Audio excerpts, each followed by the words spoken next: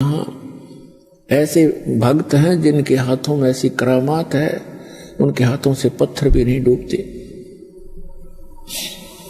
और नल नील ने पत्थर तरा दिए।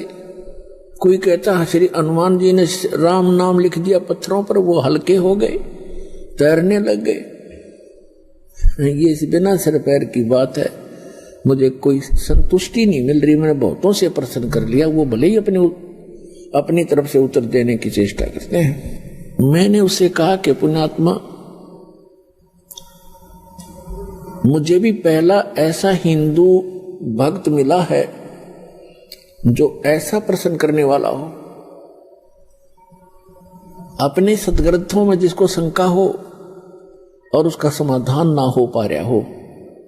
अन्य श्रद्धालु तो कोई तो कहीं फंस गए हैं, कोई राधा स्वामी कहीं चले गए, कोई किसी के, कोई सच्चा शब्द सरसा। उन्होंने रामायण आदि पढ़ने की आवश्यकता नहीं महसूस हो रही। और शेष जो श्रद्धालु वो ब्लाइंड फेथ किए बैठे अपने गुरुओं पर। और एक आप हो जो ऐसी बात कही है जो प्रत्येक ने इस पर विवेचन करना चाहिए था। और इसके लिए यदि मैं आपको उत्तर दूंगा अभी, तो आपकी बुद्धि कैच नहीं कर सकती, क्योंकि आप बालक हो। अभी तो आप इस अध्यात्म मार्ग में प्रथम कक्षा के विद्यार्थी भी नहीं हो। तो सबसे पहले आपने सृष्टि रचना सुनना पड़ेगा। अब रात्रि में मैं सत्संग करूंगा, आप सत्संग सुनना, और वो आपके प्रश्नों का उत्तर उसमें मिलेगा। दास ने पहले मौखिक सृष्टि रचना सुनाई और उसको ऐसा लगा जैसे ये दंत कथा, लोक वेद बनावटी सी कहानी है। फिर दास ने सुनाया ये जो उसके प्रश्न का उत्तर था। तो उसकी वो कथा आपको भी सुनाता हूं। जिस समय परमात्मा स्वयं मुनिंदर नाम से प्रकट थे, उस समय श्रीलंका के अंदर एक चंद्र विजय नाम का एक भाट था। भाट आपको पता होगा, जो राजाओं के घरों में जाते थे, बड़े बड़े नवाबों के घर जाते थे, उनकी प्रशंसा के पुल बांधा करते थे, उनको कथा कहानी सुनाया करते थे, उनको चुटकुले सुनाकर उनकी महिमा के पुल बांधकर प्रसन्न करके उनसे कुछ रोजी रोटी प्राप्त करते रहते थे। वो चंद्र विजय नाम का एक भाट था। उसके घर में पुत्र पुत्रियां और पुत्र वधू कुल मिलाकर 16 सदस्य थे। परमात्मा कहते हैं, 100 छल छिद्र मैं करूं अपने जन के काज, गोता मारूं स्वर्ग में जा बैठूं पाताल। गरीबदास जी वर्णन कर रहे हैं परमात्मा की महिमा को। गरीबदास ढूंढता फिरूं अपने हीरे मोती लाल।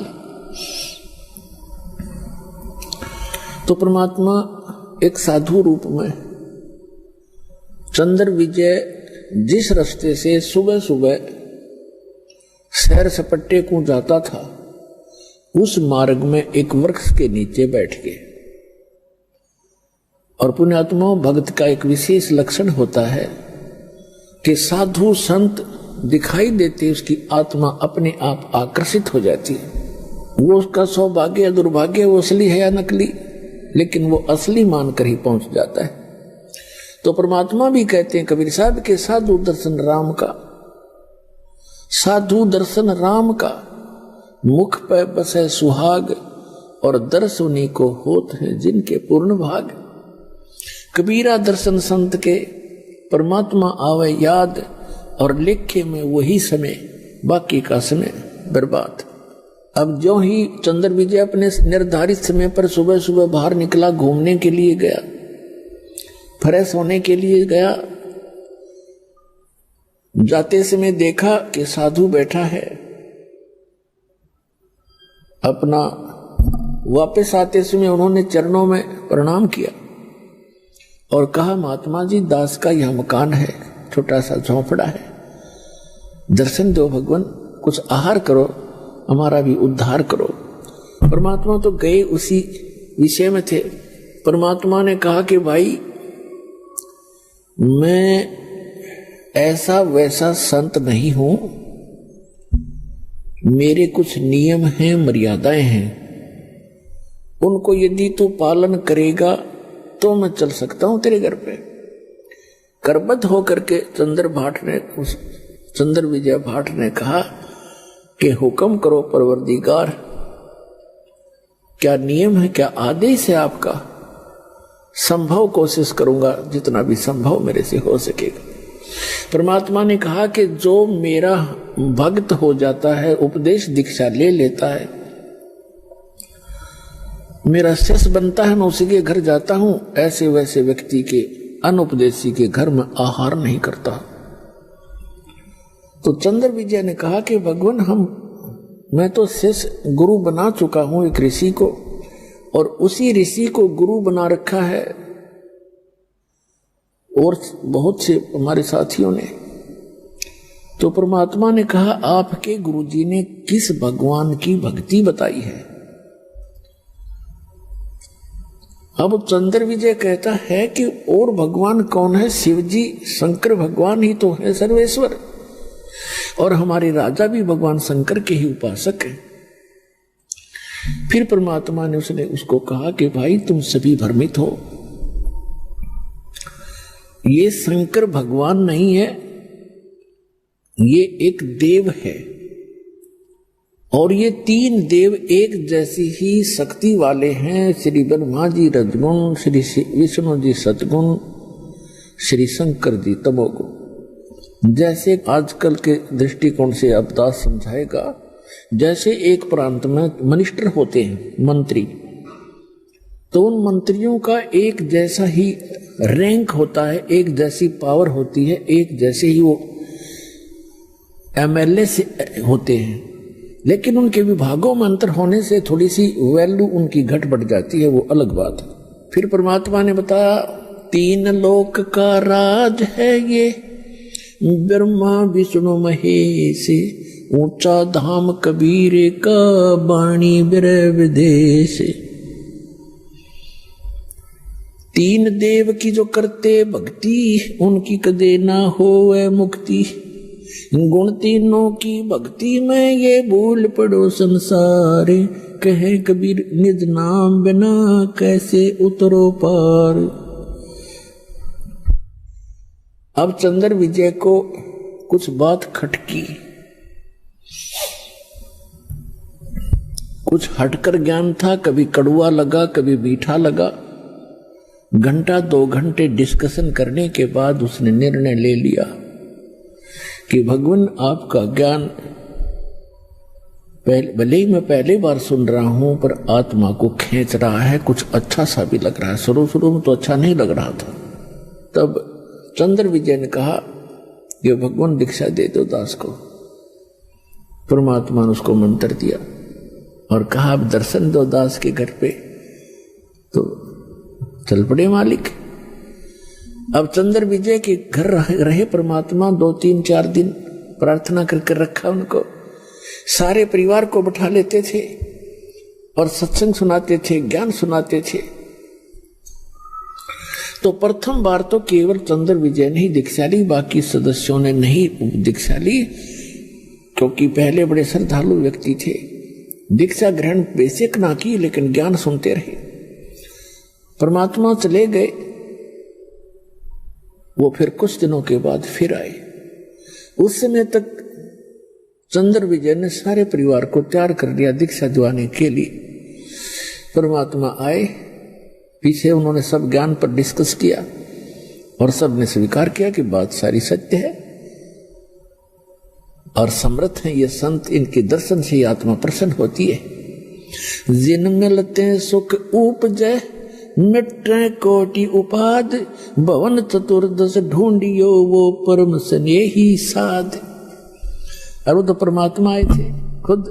उन सब ने दीक्षा ले ली पूरे चंद्र विजय भाट के 16 के 16 सदस्य दीक्षित हो गए। अपने आत्माओं देखना मालिक की कैसी रजा होती है। अब पहले चंद्र विजय की पत्नी करमवती प्रतिदिन मंदोदरी के पास जाती थी, घंटा 2 घंटा उसका मनोरंजन करवाया करती थी। और क्या सुनाया करती थी? ऐसे ही घटिया सतर के चुटकुले, बेहुदी बातें जो आम समाज में कहीं भी नहीं जाती। इस तरह की घटिया प्रकार के चुटकुले ऐसे ही जैसे बतलाया करती हैं वो दोनों जनी, और मंदोदरी को हंसाया करती थी, खुश करती थी। जब उस करमवती को ये ज्ञान हुआ, फिर वो जाकर के मंदोदरी जी को, Mandodari wife of Ravana, king of Lanka, उसको समझाने लगी, ये ज्ञान सुनाने लगी। इस ज्ञान को सुनकर मंदोदरी की आत्मा ऐसे खिंचने लगी और एक दिन ये बोली कि करमवती, तेरे अंदर तो सारा डंगा भरा था, ये बात तू लाई कहां से? इतने सुंदर वचन आत्मा को खींच रहे हैं, तो ये ज्ञान कहां से लाई? तेरे सत्र का ज्ञान नहीं है ये। और ना आज तक हमने किसी कथा, किसी महाभारत में देखा ना आज तक हमने किसी सदग्रंथ में देखा नहीं, और किसी पुराण में पढ़ा नहीं, किसी ऋषि ने सुनाया नहीं। यूं बता, ये कथा तेने ये ज्ञान सुना कहां से? करमवती ने बताया कि हमारे घर पे हमारे गुरु जी आते हैं, उन्होंने ये ज्ञान सुनाया मंदोदरी। अब मंदोदरी ने कहा कि अब के तेरे गुरुजी आए तो मेरे घर बुला के लाना। अब परमात्मा फिर जाना ही था अपने पेड़ पौधों को संभालने के लिए। तो परमात्मा गए तो मंदोदरी, उसने करमवती ने कहा, करमवती ने अपने गुरुदेव से कहा कि गुरुवर, हमारे राजा की रानी को मैंने आपका ज्ञान सुनाया, वो बड़ी प्रभावित हुई और वो आपका दर्शन करना चाहती है। उसने कहा है कि आप एक बार अपने गुरु जी को बुला लाओ। परमात्मा कहने लगे, बेटा, रावण जो है एक बहुत अहंकारी व्यक्ति है, और वहां यदि मैं जाऊंगा और वो इंसल्ट कर देगा और उधर से अपनी पत्नी को कहेगा तू क्यों बुला तूने ऐसे गैर पुरुष को, तो बेटा उसके जीने भी समस्या हो जाएगी, और यदि उसको आवश्यकता है तो यहां आ जाएगी। अब करमवती के सामने धर्म संकट और राज संकट दोनों खड़े हो गए। धर्म संकट तो ये हो गया कि गुरुजी ने कह दिया, मैं दोबारा कहूं कैसे, और राज संकट ये खड़ा हो गया कि मंदोदरी मेरी महारानी है और उसको यूं कैसे कहूं कि ये जवाब मिल गया। फिर भी परमात्मा ने हिम्मत दी, वो जाकर कहने लगी कि मंदोदरी, हमारे गुरुजी आए हैं और मेरी अर्ज है महारानी कि संतों को बुलाना नहीं चाहिए, साधु संतों का स्वयं जाकर दर्शन करना चाहिए, और यदि मैं प्रार्थना करूंगी ज्यादा और वो आ भी गए और उन्होंने आप पर रजा बख्शी नहीं तो बात नहीं बनेगी। उन्होंने, हमारे गुरुदेव जी ने आपके घराने से बना कर दिया और ये कहा है कि यदि उसको गरज है तो मेरे पास आ जाएगी। तो मंदोदरी कहने लगी, बहन मैं चलूंगी, मैं खुद चलूंगी, मुझे गरज है भगवान की। वो उस अपने नौकरानी के घर आगी रानी परमात्मा के चरणों में मत्था टेक दिया और ज्ञान ग्रहण किया, दीक्षा प्राप्त की, क्योंकि